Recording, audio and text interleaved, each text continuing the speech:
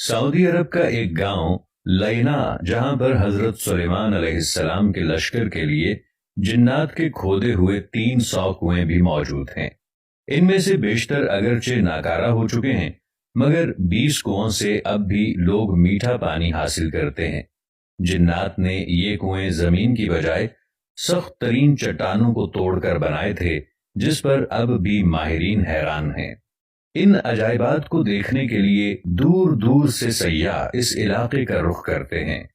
العربیہ کی رپورٹ کے مطابق سعودی عرب کا یہ تاریخی گاؤں لینا مملکت کے شمالی شہر رفح سے 100 کلومیٹر کے فاصلے پر واقع ہے۔ یہ قدیم علاقہ اسٹریٹجک اہمیت کے ساتھ متعدد آثار قدیمہ کی وجہ سے ملک بھر میں شہرت رکھتا ہے۔ یہاں ایک قدیم قلعہ بھی ہے۔ پرانے زمانے میں بیت المقدس اور یمن کے مابین پیدل سفر کا مشہور راستہ اسی گاؤں سے گزرتا تھا۔ عدن سے عراق جانے والی مکہ زبیدہ کی بنائی ہوئی مشہور سڑک درب زبیدہ بھی یہاں سے ہو کر جاتی تھی۔ اب بھی سیر و تفریح کے شائقین بڑی تعداد میں اس علاقے کا رخ کرتے ہیں۔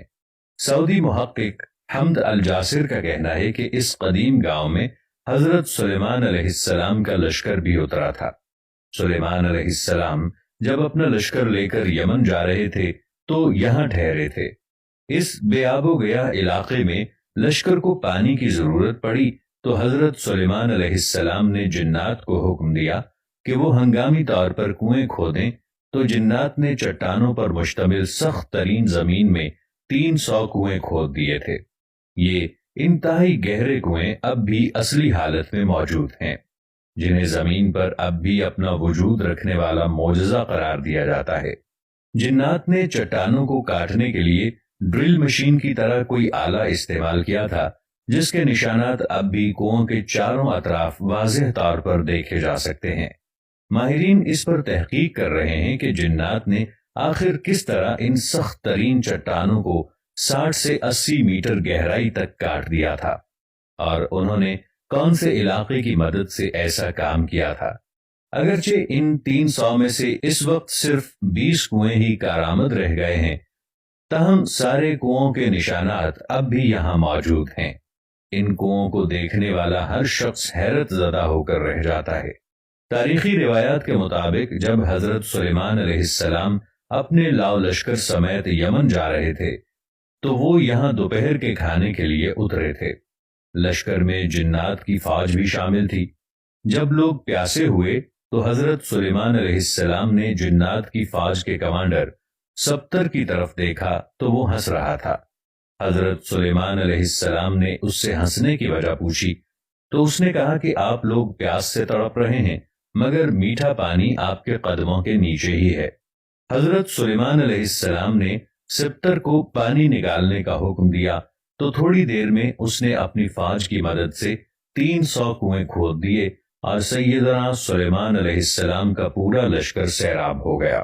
معروف مورخ یاقوت حمودی کے دور تک یہ سارے کنویں میٹھے پانی سے لبالب بھرے ہوئے تھے۔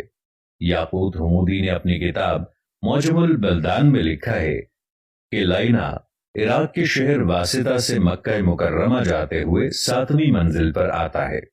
یہ علاقہ اپنے میٹھے پانی کے کنووں کی وجہ سے شہرت رکھتا ہے۔ ان کنووں کی وجہ سے یہ علاقہ بعد میں ایک تجارتی مرکز بن گیا، جہاں عراق اور عرب کے تاجر منڈیاں لگاتے۔ نجد سمیت سعودی عرب کے شمالی علاقوں کے لوگ یہاں آ کر خریداری کرتے۔